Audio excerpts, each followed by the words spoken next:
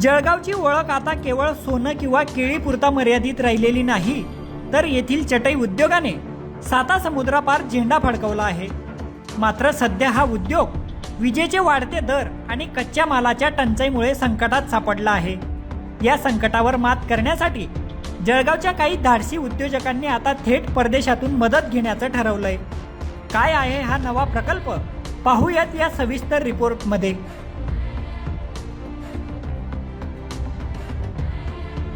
जळगावात तयार होणाऱ्या चटयांना जगभरात मागणी आहे। ऑस्ट्रेलिया, अमेरिका, आफ्रिका या देशांमध्ये मोठ्या प्रमाणावर चटयांची निर्यात होते। जिल्ह्यात जवळपास 150 छोटे मोठे कारखाने असून वर्षाला सुमारे 300 ते 400 कोटी रुपयांची उलाढाल या व्यवसायातून होते। पण गेल्या काही दिवसात या उद्योगाला घरघर लागली आहे। वाढते वीज दर आणि पायाभूत सुविधांचा अभाव यामुळे जळगावचा हा उद्योग आर्थिक अडचणीत सापडलाय। मध्य प्रदेश आणि छत्तीसगडमध्ये स्वस्त वीज मिळत असल्याने अनेक उद्योजक तिथं स्थलांतरित होत आहेत। याचा परिणाम असा झाला की जळगावच्या उलाढालीत 10 ते 15% घट झाली असून अनेक कामगारांच्या हाताला काम उरलेलं नाहीये। जळगाव चटई उद्योगामध्ये आज मितीस जवळजवळ 150 कारखाने कार्यरत आहेत। पण सततच्या वीज वाढीमुळे आणि सतत होणाऱ्या वीज फेल्युअरमुळे आपल्या इथल्या उत्पादनामध्ये प्रचंड फरक पडलेला आहे आणि वाढीव वीज दरांमुळे आज कॉम्पिटिशनमध्ये आपण जळगाव मागे पडत आहे। साधारण 10 ते 15% सेलवरही त्याचा इफेक्ट झालेला आहे। आज जळगावमध्ये जी चटई बनते आहे ती पूर्ण जगभर प्रसिद्ध आहे आणि जगभर चटई जळगावून पाठवल्या जाते। याच्यामध्ये Europe, America, south Africa, Australia इतक्या सगळ्या देशांना चटई जाते। पण या वाढीव वीज दरांमुळे आज कॉम्पिटिशनमध्ये आपण थोडं कमी पडत आहोत आणि याचा जवळजवळ 15% सेलवरही फरक पडलेला आहे। काही युनिट्स जळगावहून स्थलांतरित होत आहेत इतर राज्यांमध्ये जिथे विजेचे दर कमी आहेत।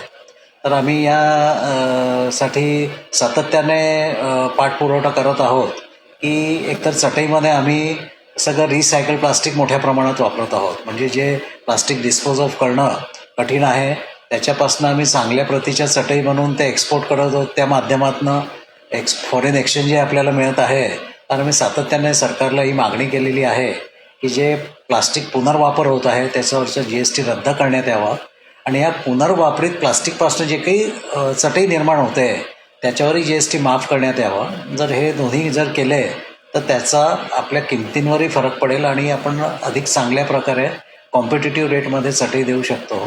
आणि तसंच हे प्लास्टिक पुनर्वापर होत आहे, पर्यावरणपूरक जर काम होत आहे तर त्यासाठी वीज बिलामध्येही सरकारने भरघोस सवलत द्यायला हवी अशी आमची मागणी आहे। आमच्याकडे पूर्वी कमीत कमी 300 ते 400 मजूर काम करायचे, पण तीच कंडिशन आज 150 ते 200 मजुरांपर्यंत आलेली आहे।